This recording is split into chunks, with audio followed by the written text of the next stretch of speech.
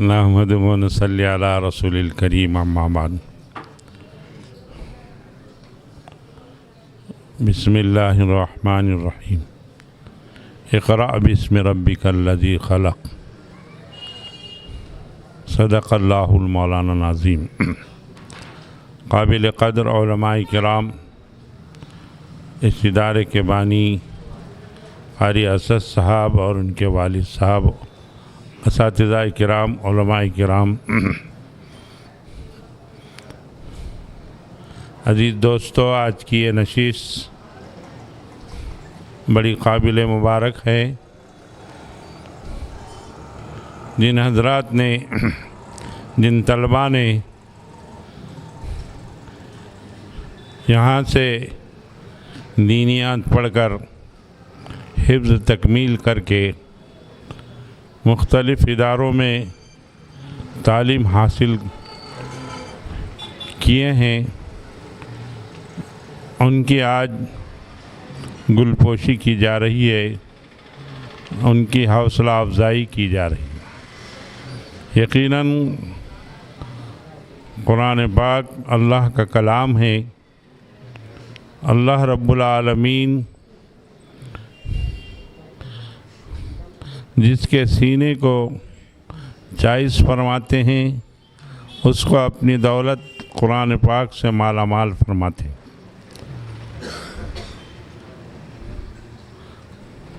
قرآن اللہ کا کلام ہے۔ اللہ رب العالمین نے اس کی بڑی، اللہ رب العالمین فرماتے ہیں کہ جو اس کو تلاوت کا مشغلہ بناتے ہیں، اللہ تبارک تعالیٰ اس کی ضروریات کو، حاجات کو بغیر مانگے کے عطا فرماتے ہیں۔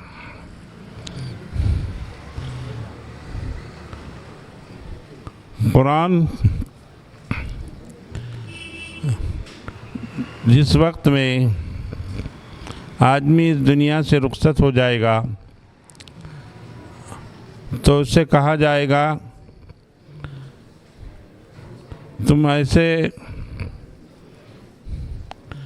خاندان کو جس کے اوپر جو ہے جہنم واجب ہو گئی ہے، 10 ایسے افراد کو جس کے اوپر جہنم میں جانا واجب ہے، ایسوں کی سفارش اللہ رب العالمین قرآن کے ذریعے سے فرماتے ہیں۔ قرآن ہم جتنا پڑھتے رہیں گے، اللہ رب العالمین اتنے ہی خوش ہوں گے۔ جنت کی سیڑھیاں چڑھتے رہیں، قرآن کی تلاوت کرتے رہیں۔ جنت کی سیڑھیاں اتنی ہیں جتنی قرآن پاک کی آیتیں۔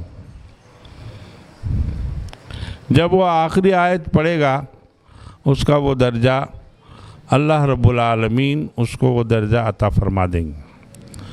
تو عزیز دوستو، زیادہ لمبی بات نہیں کرنا ہے، بس یہی کہنا ہے کہ اللہ تعالیٰ نے آپ حضرات کو قبول فرمایا ہے، اس کی تلاوت کرے، اس کا اہتمام سے جو ہے ورد کرے، نمازوں میں پڑھے، خاص طور سے ابھی رمضان مبارک آ رہا ہے، اس میں جو ہے تراویح میں پڑھے اور دوسروں کو سنائے۔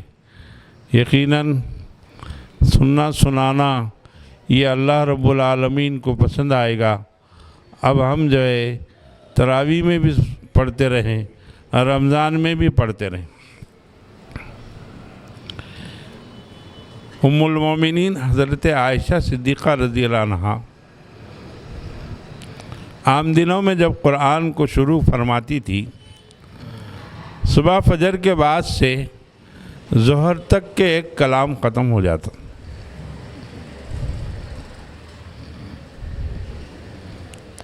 امام شافعی رحمۃ اللہ علیہ امام شافعی رحمۃ اللہ علیہ صبح سے شروع کر دیتے، شام تک ایک کلام پاک ہو جاتا۔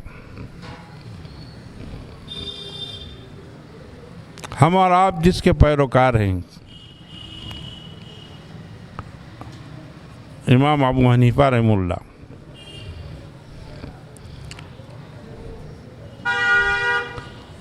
وہ جو ہے رمضان المبارک میں دن میں ایک قرآن، رات میں ایک قرآن، اس طریقے سے جو ہے 60 قرآن شریف پڑھتے تھے۔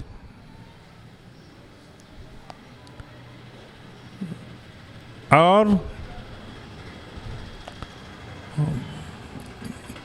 5 قرآن شریف جو ہے نمازوں میں پڑھتے تھے۔ ان کا یہ معمول رہا۔ تو اس طریقے سے جو ہے ان کی زندگی گزری۔ آج ہم قرآن پاک بڑی مشکل کے ساتھ میں اگر زور لگائے تو 2 یا 3 قرآن پڑھتے۔ حفظ کو اگر جو ہے پکا رکھنا ہے، حفظ کو اگر مضبوط رکھنا ہے، تو حافظوں کے لیے چاہیے کہ وہ روزانہ 3 پارے قرآن کی تلاوت کرے۔ انشاءاللہ تعالی ایک وقت یہ آ جائے گا کہ آپ بغیر قرآن کو ہاتھ میں لیے کے پڑھتے رہیں گے۔ یہ معمول اگر آپ نے رکھا تو یقیناً آپ جو ہے پختہ حافظ، پکے حافظ، جید حافظ بن جائیں گے۔